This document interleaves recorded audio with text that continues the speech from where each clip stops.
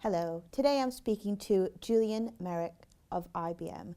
And Julian, we're going to be talking about some findings from a recent report IBM commissioned with the Economist Intelligence Unit called Reputational Risk and IT in the Banking Industry. So for my first question, I really want to know, what are some of the top IT risks that can really affect a bank's reputation?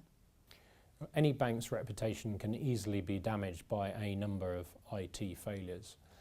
As banks have sought to get closer to their customers, to improve their products and services, and particularly to achieve a trusted advisor status in a digital environment, they have increasingly used IT to support those business processes, and very much other parts of the business as well. So they're increasingly reliant on IT for three of their key business processes.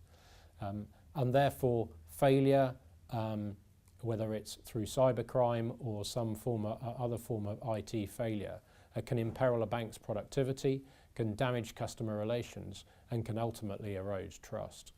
And so as providers of day-to-day services, banks are increasingly linking IT risk management with their corporate portfolio of risk management activity.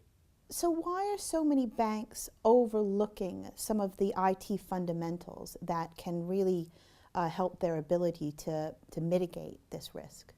Well, banking is a hotly competitive industry, and banking executives are investing in these new processes that they need to build closer customer engagement. They recognise that as a bank needing trusted advisor status, they need to be able to protect that relationship with the customer. So increasingly they are investing in many different protections in terms of against cybercrime. We actually, in the survey, we asked them to comment on over 20 different IT risk controls that we see as best of breed.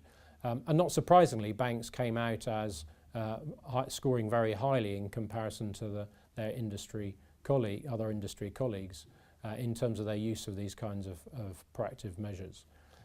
I think the real challenge facing banks is the fact that there are troublemakers out there who are constantly seeking ways to steal either money or confidential customer information from them.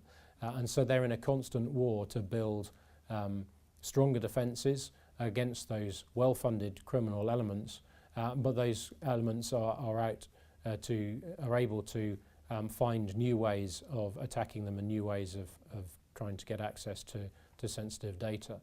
And so one of the real challenges facing the banking industry is identifying and maintaining the right skills to protect their customer data, to maintain those preventative measures. And they are in a constant cycle where every time they put up a new defence, the criminals will find another way of attacking them. So why is reputational risk becoming such a focus for banks right now? Well, preventing failure is clearly business critical, but increasingly in a regulated environment, the other half is being able to manage your many stakeholders, both internal and outside the bank. So we're seeing an increased specialisation of risk management across the banking industry. Clearly, reputational damage and risk ultimately rests with the chief executive, but increasingly we are seeing a much broader corporate focus across the board with a number of specialised roles being created in terms of risk management. And certainly our research tells us that banks are twice as likely as other industries to have a dedicated risk manager at the board level. But this is a constant battle, and they recognise that the impact to their brand and to their reputation is something that needs to be looked at across the C-suite. Our survey found that banks are twice as likely as other industries to have a dedicated risk management specialist. Understandably, in an industry that is very much based on trust, what those specialists are really focused on is data crime and cybersecurity breaches, and that recognise that they're in a constant struggle against the criminal elements to ensure that they maintain the reputation of their organisations. So what are the next steps then? Well, our survey respondents tell us that over the next 5 years there's going to be an ever-increasing focus on managing reputational risk.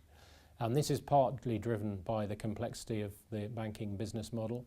As customers want to access their information in many different ways across many different digital channels. And increasing regulation is also causing increased complexity for banks in the way that they manage their businesses. So I think risk management is going to increase as a specialisation within the banking industry. That doesn't mean that it isn't going to be a broad responsibility within the C-suite for managing the company's reputation. But they will face a constant battle against a number of well-funded criminal organisations who are trying to break into their organisations either to steal financial information or customer information. So I think this is going to remain a very much a major focus for banks going forwards.